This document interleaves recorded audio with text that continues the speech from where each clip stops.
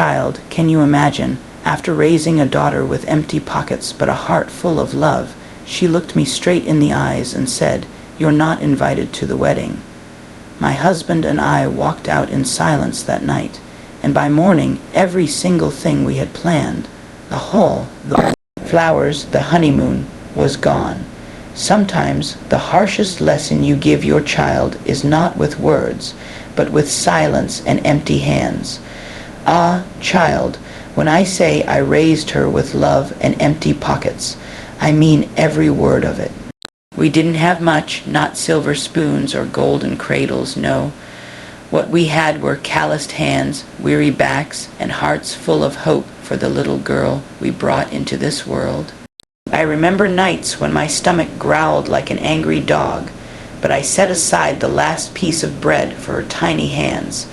I remember winters when the cold bit through my thin shawl, but I wrapped her in the only blanket we had and told her stories so she would not notice the draft. My pockets were empty, yes, but my arms, they were never too tired to hold her. Do you know what it means to work 2 jobs and still smile when you get home? I did laundry for neighbors, scrubbed floors until my knees ached, and stitched old clothes into new shapes so she could walk with pride at school. And each time I saw her smile, each time I heard her laughter, it was like gold in my heart. Richer than any treasure. Children don't remember the holes in your shoes or the nights you went without meat, but a mother remembers. Oh, how she remembers.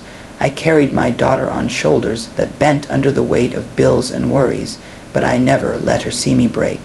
I wanted her to believe the world was kind, even when it wasn't. So yes, my pockets were empty. Empty of coins, empty of luxury. But love, my dear, love filled every corner of that little home, and I thought, oh, foolish me, that love would be enough to bind her to us forever. Ah, child, those words still echo in my ears like a church bell struck at midnight, loud, cold, and heavy. My own daughter, the one I carried on my hip, the one I sang to sleep when fevers burned her little body, stood tall before me and said, "You're not invited to the wedding." For a moment, I thought I had misheard. My old ears sometimes play tricks on me, but no, I saw her lips form each syllable. My heart dropped to my feet, and the room grew so quiet I could hear the tick of the clock on her wall. Her eyes were steady, her voice firm, as if she were tossing away something as small as yesterday's newspaper, not her own parents. Do you know what it feels like, child, to be erased from your own child's happiest day? Like you never mattered, like the years of sacrifice, the sleepless nights, the prayers whispered into the dark. All of it was dust. My husband's hand tightened around his cane, his face pale as milk, but he said nothing. And I too stayed quiet, though inside me something cracked. That moment felt colder than any winter I have known.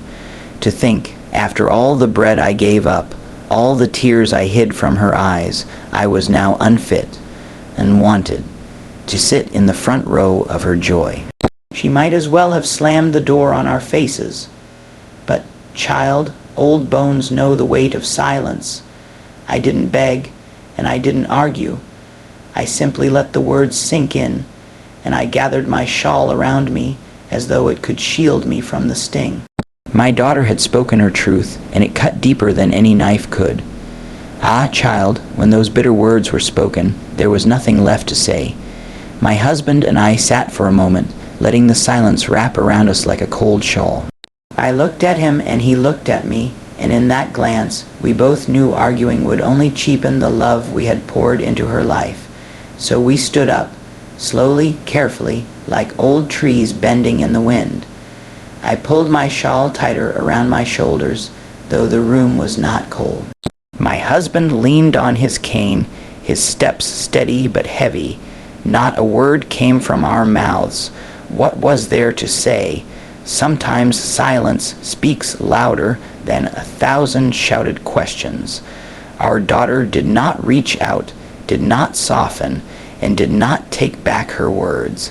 She only stood there, her eyes hard, her lips pressed thin, As we walked toward the door, my heart felt heavier than any bundle I had ever carried. Not heavy with years or age, but with sorrow, deep, aching sorrow. Each step felt like walking through water, slow and dragging. I wanted to turn back, to plead, to ask her if she truly meant it.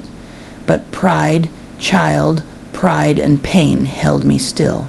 A mother can swallow many things, but not this. When the door closed behind us, the world outside looked the same. The sky still stretched wide, and the air still smelled of earth and leaves. Yet for us, everything had changed. We left her house with empty hands and breaking hearts, carrying the weight of a silence that said more than tears ever could. Sometimes, child, leaving quietly is the loudest thing a parent can do. Ah, child, the very next morning the sun rose as it always does, but for us it felt dim as though even the sky knew our sorrow. My husband and I sat at the kitchen table, our tea growing cold between us. We did not speak much. Old hearts do not need many words. Just one look, one nod, and we both understood what must be done. All those plans, all those payments, all those details we had arranged with love in our hearts. We began to unravel them one by one. The hall we had booked, the grand place with chandeliers that sparkled like stars. We called and told them to strike our names from the calendar. The flowers we had chosen, roses and lilies to fill the air with sweetness. We canceled the order, leaving the florist silent on the other end of the line. Then the caterer, the photographer, and the band that was ready to play songs of joy. We pulled the strings, child, and every thread of that wedding came undone. Even the tickets we had purchased for their honeymoon, we folded away, never to be used. Each call, each signature, felt like driving another nail into the coffin of what we once dreamed for her. It was not done out of anger, no. It was done out of dignity. If we were not welcome, then neither were the fruits of our labor. Why should our empty pockets of yesterday and our weary backs of today pay for a celebration that shut us out? By nightfall, it was all gone, every last thing. The wedding she thought she could have without us would now show her what it means to push away the very hands that built it. Ah, child, there comes a time when even a mother must step back and let her child taste the world without her hands guiding every step. My daughter believed she could build her happiness without us, so we gave her what she asked for. Let her taste a wedding without her parents' hands, I thought, and let the lesson settle where love could not reach. You see, weddings are not only flowers and dresses, not only music and guests. They are the joining of families, the warmth of blessings, and the steady presence of those who carried you from cradle to womanhood.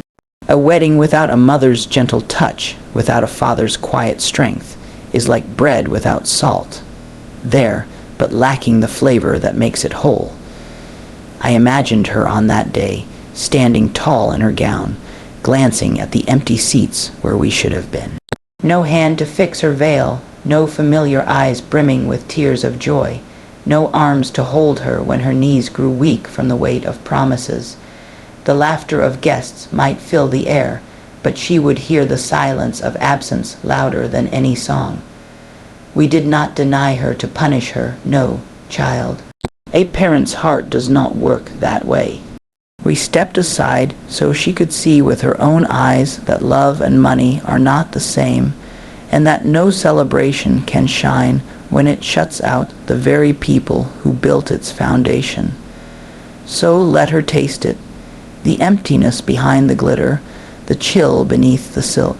One day, perhaps, she will look back and understand that the strongest hands are the ones that lifted her all her life, and that without them, even the grandest wedding feels hollow.